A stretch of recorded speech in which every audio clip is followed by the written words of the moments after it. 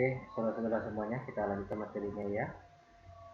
Di sesi sebelumnya, saya sudah menjelaskan tentang bagaimana kita mendesain atau merancang sebuah database, kemudian dilanjutkan dengan mendesain tabel yang ada di dalamnya.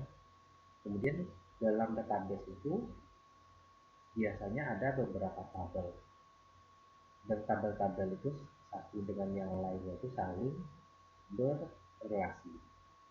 Nah, tentu untuk mengkondisikan agar tabel-tabel itu saling berrelasi atau saling terkait satu dengan yang lain, tentu harus ada kunci yang dijadikan sebagai penghubungnya. Nah, dalam penetapan kunci ini dalam sebuah tabel itu kita harus memiliki beberapa kriteria atau ketentuan yang harus dipenuhi untuk menetapkan bahwa itu adalah kunci atau tidak. Nah, sekarang kita lihat di hari ini adalah tentang ketergantungan atau dependensi. Nah, ketergantungan dependensi itu ada 4, ada yang ketergantungan fungsi, kemudian ada ketergantungan fungsi sepenuhnya, ketergantungan fungsi total, dan ketergantungan fungsi tertutup. Nah, seperti ini ilustrasinya. Jadi kalau kita membuat sebuah relasi, misalnya ada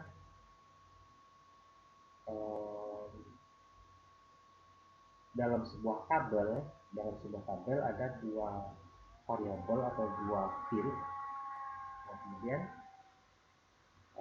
di sini dapat dikatakan bahwa setiap nilai yang ada di X dalam R berhubungan tepat satu dengan nilai Y dan R.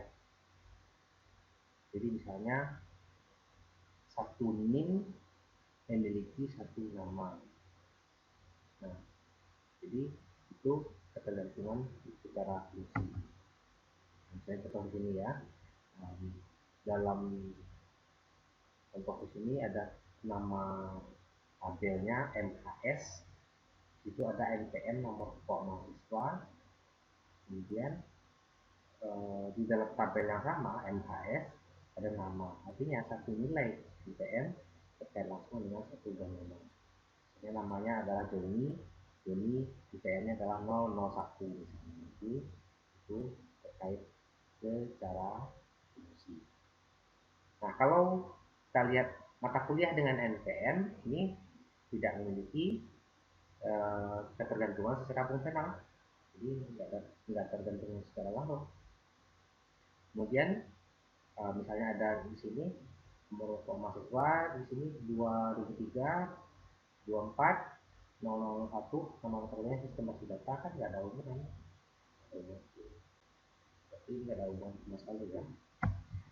Nah, kemudian ketergantungan fungsi sepenuhnya, di mana dalam suatu R di tabel misalnya atribut Y atau fit Y dikatakan tergantung fungsional penuh pada atribut X jika setiap nilai Y dan R tergantung penuh terhadap nilai X dalam R, tapi tidak tergantung terhadap bagian dari X.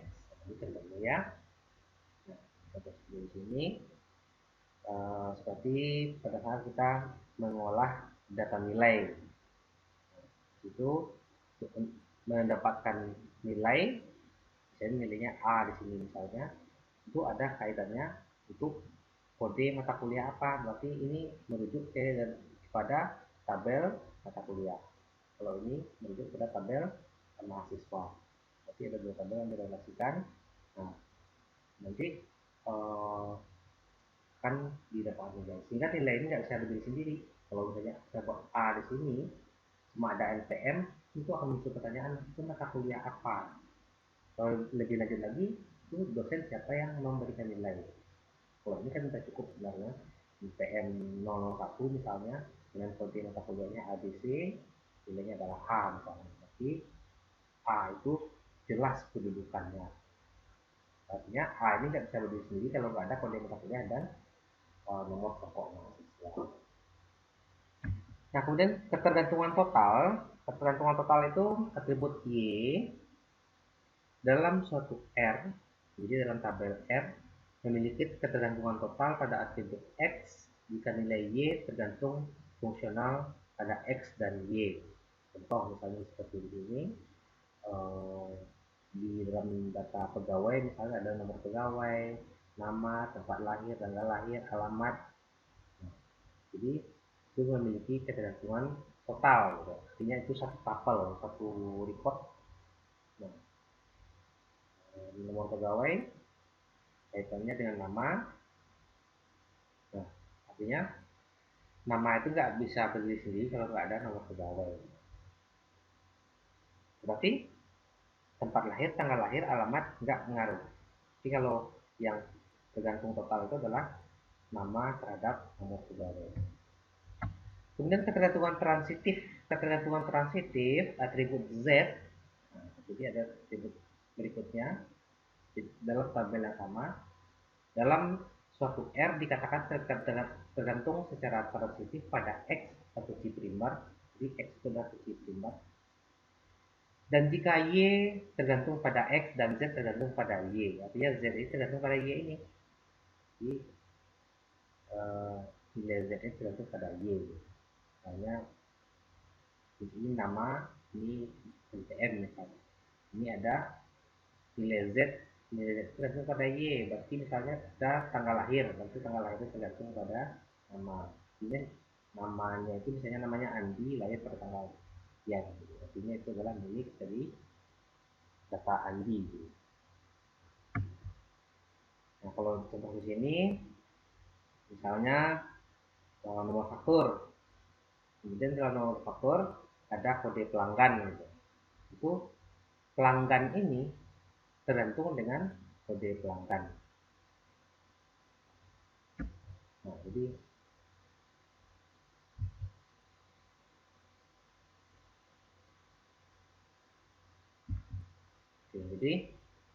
seperti itu ya.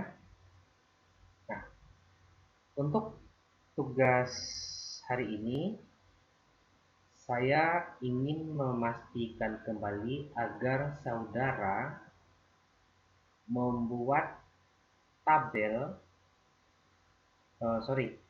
membuat database, kemudian lanjutkan dengan membuat tabel yang ada pada materi yang kemarin dan langsung dicobakan pada MySQL dan hasil MySQL-nya itu yang di-upload nanti pada Google Classroom. Jadi hasil-hasil uji coba Anda itu Anda tampilkan screenshotnya pada Microsoft Word, kemudian di-convert ke dalam bentuk PDF, PDF-nya nanti yang dikirimkan ke Google Classroom. Itu aja yang dapat saya sampaikan pada hari ini. Selamat mencobakan.